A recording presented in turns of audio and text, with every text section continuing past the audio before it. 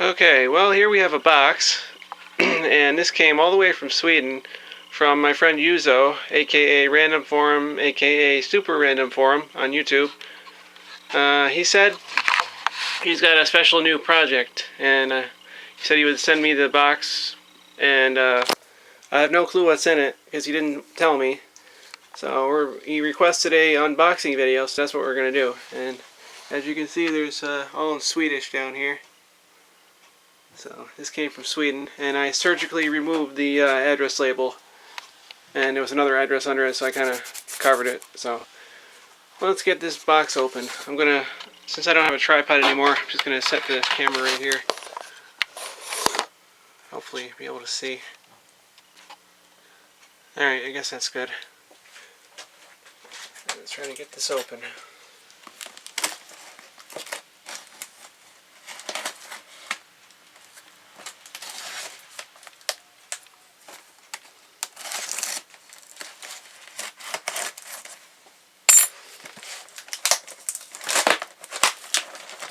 Pretty heavy, whatever it is. Oh yeah, he was going to send me a book. I remember that part. The Voynich manuscript. He said this was really interesting. It's some kind of weird language that nobody can interpret, but it's kind of interesting. I knew he was going to send me this. So let's put this aside. And what else we got in here? Oh boy, we got all kinds of envelopes in here. I don't know what's in them. I try not to disturb Ultimate Dorkle's switch there as we look through this. Wow.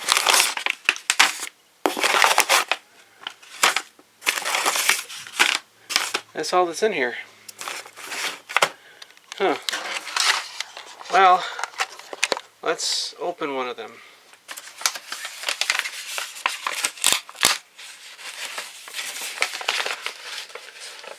Ooh. Holy moly. This is,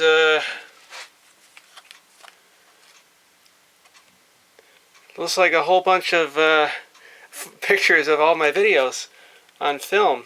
Like here's like different frames. I could actually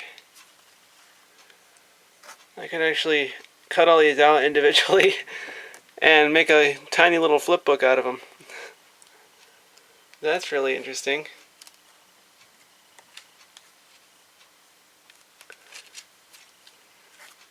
Wow, look at this. Copyright is evil. Wow.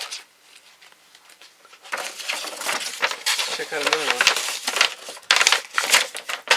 So this, I guess, is like if the internet ever goes down, then we can still look at my videos. I wonder if he copied every single one. Yeah, here's some antique radio stuff. Wow. There's some Xbox work for that.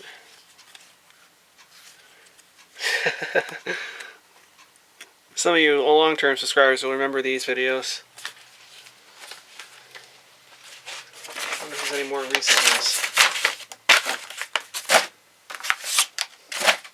Let's check one of the top ones.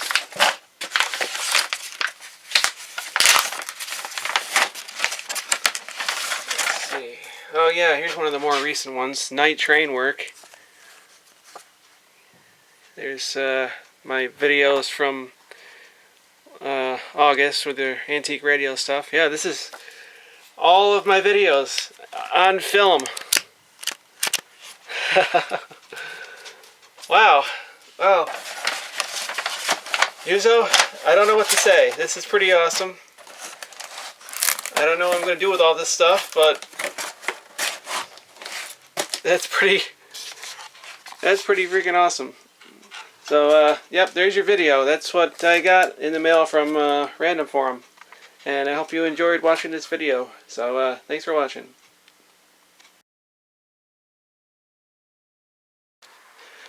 Okay, Messy Workshop Productions presents Well, I got the push button switch in from Don.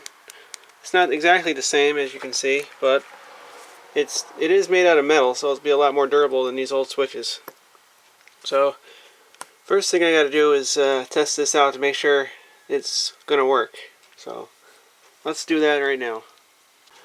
Okay, it looks like old Don came through because these two terminals are closed when the switch is up or disengaged or whatever you want to call it, and when I push it they go out.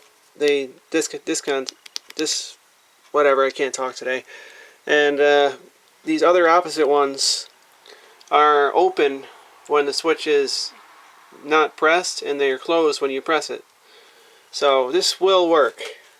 So what I'm going to do now is gotta get two different colors of wire, because Don suggested soldering some short links of wire to these to make it a little easier to put back in.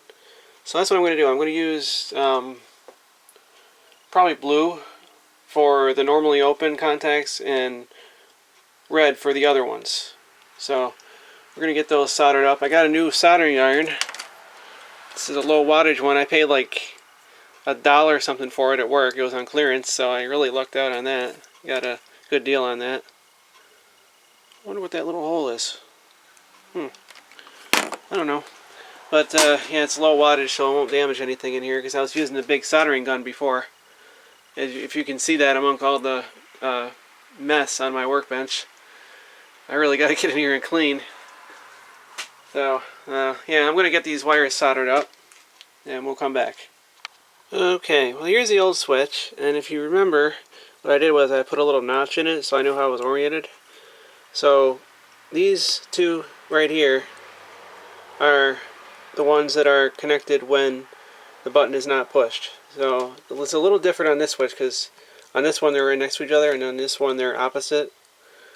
So I'm going by memory here, the way it was hooked up. So these two wires here, if I can see my screen, these two here are going to go to these two, which corresponds with these two that are normally closed when the button is not pushed.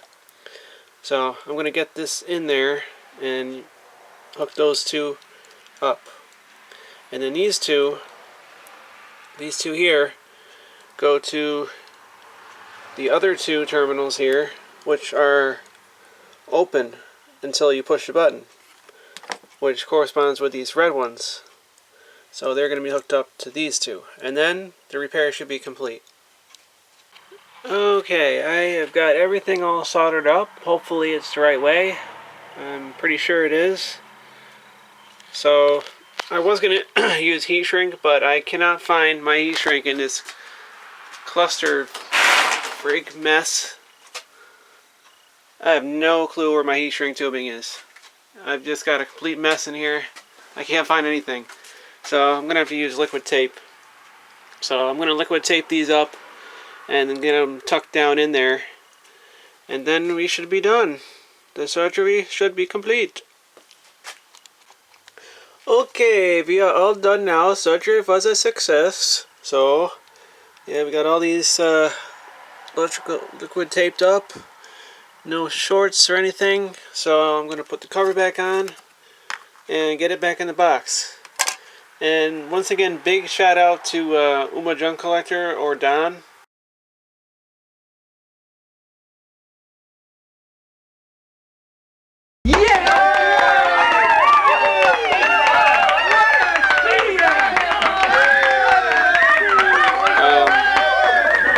Thank you for sending me the switch, and we'll get this back out to the old goat. So thanks for watching, everybody.